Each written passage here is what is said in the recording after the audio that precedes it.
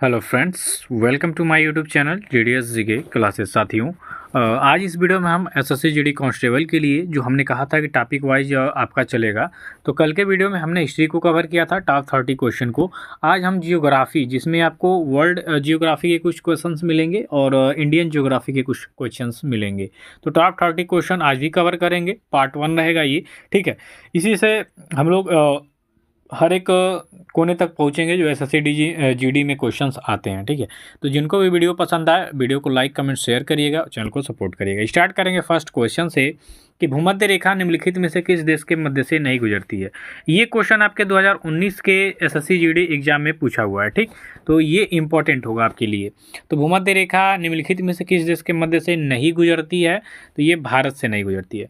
अब भारत से देखिए, भारत से कौन सी रेखा गुजरती है साथियों, तो भारत से गुजरती है आपकी कर्क रेखा, ठीक।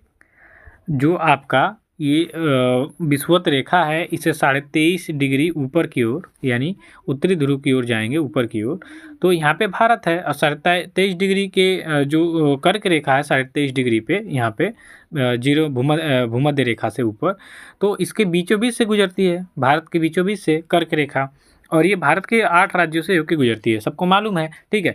तो यहाँ पे जो भारत है, यहाँ से कर्क रेखा गुजरती है, भूमध्य रेखा नहीं गुजरती है। तो ऑप्शन नंबर सी यहाँ पे आपका करेक्ट आंसर हो जाए। बाकी आपका जो 3 ऑप्शन है उसमें से भूमध्य रेखा गुजरती है।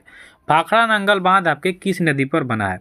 अब देखिए, ये काफ़ी ज़्यादा इंपॉर्टेंट होगा एसएससी जीडी के एग्जाम में, ये लगभग कई बार पूछ चुका है, ठीक है। तो भाखड़ा नांगल बांध की बात करेंगे तो ये आपके सतलज नदी के किनारे पर ऊपर स्थित है, ठीक। किनारे पर नहीं, सॉरी, ये सतलज नदी के ऊपर स्थित है। कौन, तो आपका भाखड़ा नांगल बांध। तो ऑप्शन नंबर यहाँ पे आपका बी हो जाएगा राइट आंसर, कि भाखड़ा नांगल बांध आपके जो सतलज नदी है इसके किनारे ऊपर स्थित है। नेक्स्ट क्वेश्चन की बात करेंगे कि नामदफा राष्ट्रीय उद्यान आपका कहाँ पर स्थित है। इसको वेरी इंपॉर्टेंट करिएगा, ये भी क्वेश्चन आपके एग्जाम में कई बार पूछ चुका है। तो ये आपके अरुणाचल प्रदेश में स्थित है। देखिए, नामदफा जो आपका राष्ट्रीय उद्यान है, ठीक, ये आपके कहाँ पे स्थित है, अरुणाचल प्रदेश। बात करेंगे अरुणाचल प्रदेश की, तो सबसे पूर्वी जो भाग है भारत का ये है, ठीक। और सबसे पहले सूर्योदय आपका भारत में अरुणाचल प्रदेश में ही होता है। एक बात याद रखिएगा, ईटानगर, ठीक, ईटानगर यहाँ की राजधानी है। ऑप्शन नंबर यहाँ पे ए हो जाएगा। चलिए अगला क्वेश्चन की बात कर लेंगे कि सोन नदी का उद्गम स्थल आपको बताना है। सोन नदी, ठीक, तो सोन नदी हो जाएगा अमरकंटक।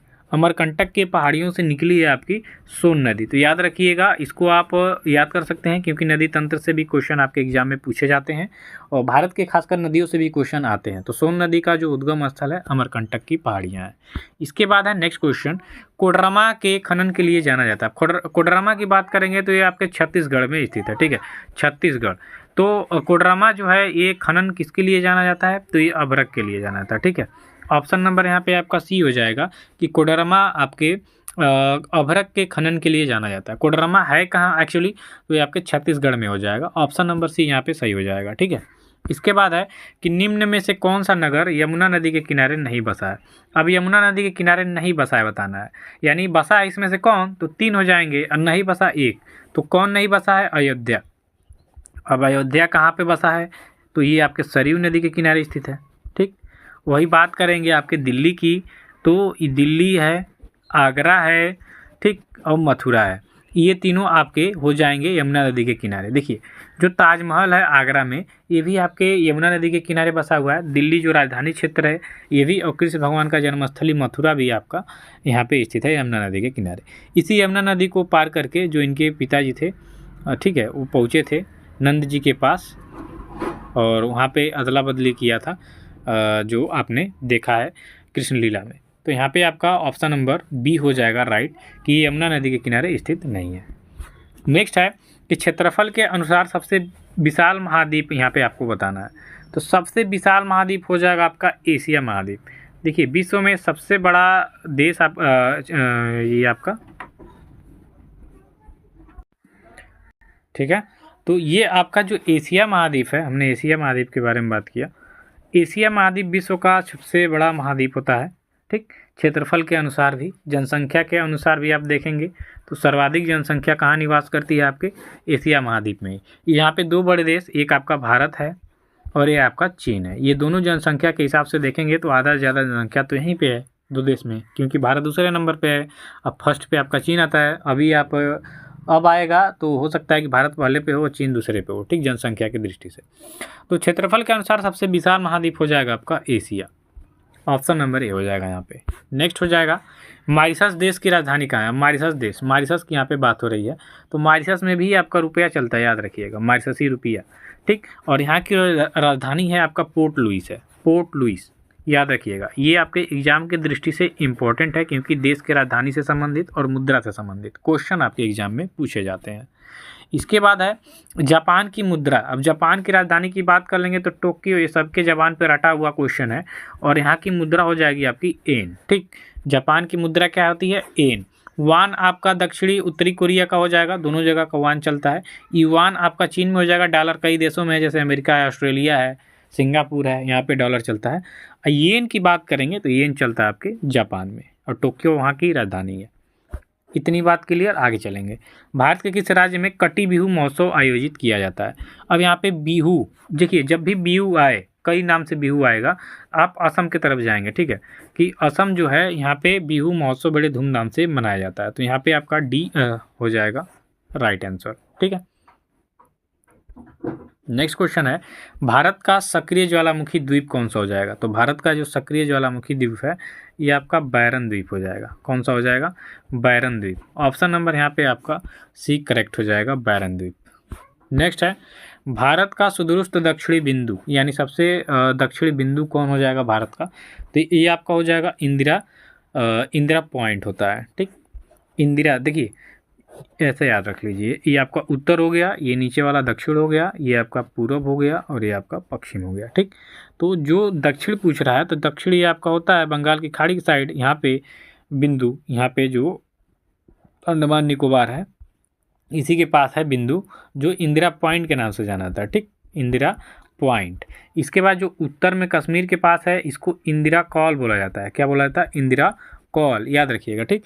जो पूरब में है यानी अरुणाचल प्रदेश में, इसको हम लोग बोलते हैं कीबीथू, ये पूर्वोत्तर बिंदु है। पश्चिम में सबसे अंतिम बिंदु हो जाएगा आपका गुहार मोत, ठीक, गुहार मोत, जो कच्छ के घाटी में स्थित है, खाड़ी में स्थित है, कच्छ वाले में, अरब सागर की ओर, ठीक।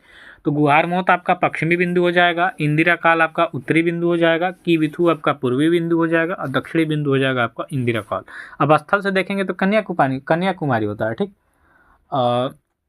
कन्याकुमारी, लेकिन सबसे दूर पूछ दिया है तो इंदिरा कॉल हो जाएगा। ओके, चलिए, तो डी ऑप्शन हो रहा है यहाँ पे। नेक्स्ट हो जाएगा कि निम्न में से कौन सा विशालतम हिमनद है। विशालतम हिमनद की अगर यहाँ पे बात करेंगे तो यह सियाचिन हो जाएगा। ऑप्शन नंबर सी इसका करेक्ट आंसर हो जाएगा।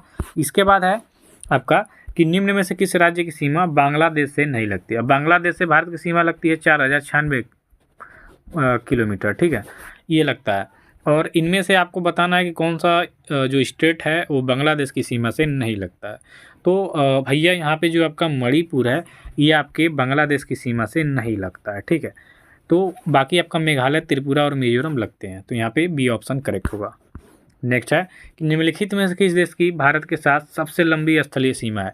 तो जस्ट हमने बताया कि 4096 किलोमीटर ये आपका स्थलीय सीमा होती है बांग्लादेश के साथ भारत की, जो सबसे लंबी है, ठीक। तो यहाँ पे ए ऑप्शन हो जाएगा। नेक्स्ट है भारत में कितने प्राकृतिक प्रदेशों में विभाजित किया गया है, जो निम्न है। अब यहाँ पे देखिए समझिएगा, ये टोटल भारत का मैप समझिए, ठीक। सॉरी गलत लग रहा है, थोड़ा सा ऐसे समझेंगे क्योंकि हाथ से मैप यहाँ बनाने में दिक्कत होगा, जगह भी थोड़ी कम पड़ रही है, ऐसे समझिए। देखिए भारत को प्राकृतिक प्रदेशों में बांटा गया है 4, कौन कौन से हैं। तो एक आपका पर्वतीय क्षेत्र हो जाएगा, एक आपका पर्वतीय क्षेत्र हो गया, ठीक। बीच में आपका जो है ये उत्तरी मैदान हो जाएगा आपका, ठीक, उत्तरी मैदान गंगा वाला, या जो मध्य भारत का जगह है, ठीक। दक्षिण में आपका देखेंगे तो दक्षिण में आपका प्रायद्वीपीय, ये जो है ये प्रायद्वीपीय क्षेत्र हो जाएगा, ठीक। प्रायद्वीपीय क्षेत्र हो गया, 3 हो गए, ठीक। अब एक हो जाएगा आपका तटीय क्षेत्र, क्या हो जाएगा, तटीय क्षेत्र। तो इन 4 प्राकृतिक प्रदेशों में भारत को बांटा गया। पर्वतीय क्षेत्र, उत्तर का मैदान वाला क्षेत्र, इसके बाद प्रायद्वीपीय क्षेत्र, इसके बाद तटीय क्षेत्र हो जाएंगे, ठीक। तो 4 टोटल हो जाएंगे, इसको आप रट लीजिए, याद रख लीजिए अपने दिमाग में। इसके बाद है महादेव पहाड़ियाँ का भाग है, तो महादेव पहाड़ियाँ किसका भाग हो जाएगा, तो ये आपका सतपुड़ा का, सतपुड़ा जो पर्वत श्रेणी है उसका भाग हो जाएगा। तो ऑप्शन नंबर यहाँ पे सी करेंगे। इसके बाद हो जाएगा शिवालिका पहाड़ियाँ निम्न में से किसका हिस्सा है, SSC GD 2021, याद रखिएगा। ये हो जाएगा आपका जो हिमालय है इसका भाग। यहाँ पे ऑप्शन नंबर बी हो जाएगा कि शिवालय पहाड़ियाँ आपके हिमालय की एक हिस्सा है। नेक्स्ट है थार के रेगिस्तान की सबसे लंबी नदी निम्न में से कौन हो जाएगी। थार रेगिस्तान मात्र राजस्थान में पाया जाता है, भारत की बात करेंगे तो, बाकी इसका हिस्सा पाकिस्तान में भी है, तो राजस्थान, ठीक, याद रखिएगा। तो यहाँ की जो सबसे लंबी नदी हो जाएगी वो आपके लूनी नदी हो जाएगी, ठीक। यहाँ पे दिया हुआ है आपका ऑप्शन ए, तो यहाँ पे हम ऑप्शन ए को करेक्ट करेंगे। नेक्स्ट है कि निम्नलिखित में से कौन सी नदी तिब्बत, भारत और बांग्लादेश से होकर बहती है। तो तिब्बत से, भारत से और बांग्लादेश तीनों देशों से होकर बहती है आपकी ब्रह्मपुत्र नदी, ठीक। ब्रह्मपुत्र नदी जिसको हम लोग जमुना के नाम से जाना जाता है बांग्लादेश में, ठीक। भारत में तो ब्रह्मपुत्र ही हम कहेंगे इसको, ठीक। तो यहाँ पे डी ऑप्शन करेक्ट हो जाएगा। इसके बाद क्या है आपका सबसे बड़ा नदी द्वीप माजुली निम्न में से किस नदी पर स्थित है। तो माजुली की बात करेंगे तो ये आपके ब्रह्मपुत्र नदी पर ही स्थित है। ए ऑप्शन यहाँ पे आपका बिल्कुल राइट आंसर हो जाएगा, ऑप्शन नंबर ए कर देंगे। इसके बाद है कि बिल्मा नृत्य किस जनजाति द्वारा किया जाता है। तो बिल्मा नृत्य होता है आपके बैगा जनजाति के द्वारा, ठीक है। बी ऑप्शन यहाँ पे आपका बिल्कुल करेक्ट आंसर हो जाएगा। इसके बाद है कि मालवा पठार की प्रमुख मिट्टी यहाँ पे बतानी है आपकी। तो मालवा पठार की प्रमुख मिट्टी हो जाएगी काली मिट्टी, ठीक है, सी ऑप्शन करेगा। नेक्स्ट है हरियाली योजना संबंधित हो जाएगी। तो हरियाली योजना किससे संबंधित है साथियों, तो ये आपका हो जाएगा जल के प्रबंधन से, ठीक, डी ऑप्शन करेंगे। इसके बाद है सरदार सरोवर बांध आपके किस नदी पर बनाया गया। तो सरदार सरोवर बांध ये आपका बनाया गया नर्मदा नदी, यानी कि सी ऑप्शन करेक्ट हो जाएगा। इसके बाद है कौन सा राज्य सर्वाधिक रेशम पैदा करने वाला राज्य हो जाएगा। तो सर्वाधिक रेशम पैदा करता है आपका कर्नाटक, तो डी ऑप्शन करेंगे यहाँ पे। इसके बाद से है नेक्स्ट कि भारत में लौह अयस्क निम्न में से किस क्रम के शैलों में पाया जाता है। तो लौह अयस्क पाया जाता है आपके जो ये क्या है धारवाड़ की चट्टानें हैं, शैल हैं, यहाँ पे पाई जाती है, बी ऑप्शन करेक्ट होगा। नेक्स्ट है, अरे यार, नेक्स्ट है आपका छत्तीसगढ़ में किस खनिज का भंडार देश में सर्वाधिक हो जाएगा। तो छत्तीसगढ़ की बात करेंगे तो यहाँ पे सर्वाधिक आपका टीन अयस्क हो जाएगा, ठीक है, ए ऑप्शन करेंगे।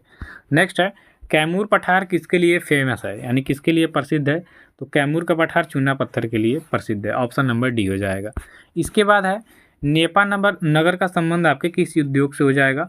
तो नेपा नगर हो जाएगा आपके अखबारी कागज़ के लिए। नेपा नगर पड़ता कैसे, वैसे बेसिकली ये आपका मध्य प्रदेश में स्थित है नेपा नगर, और ये आपके अखबारी कागज़ के लिए जाना जाता है। तो इतना बात याद रखेंगे, ऐसे ही क्वेश्चन आपके एग्जाम में देखने को भी मिलेंगे, ठीक है।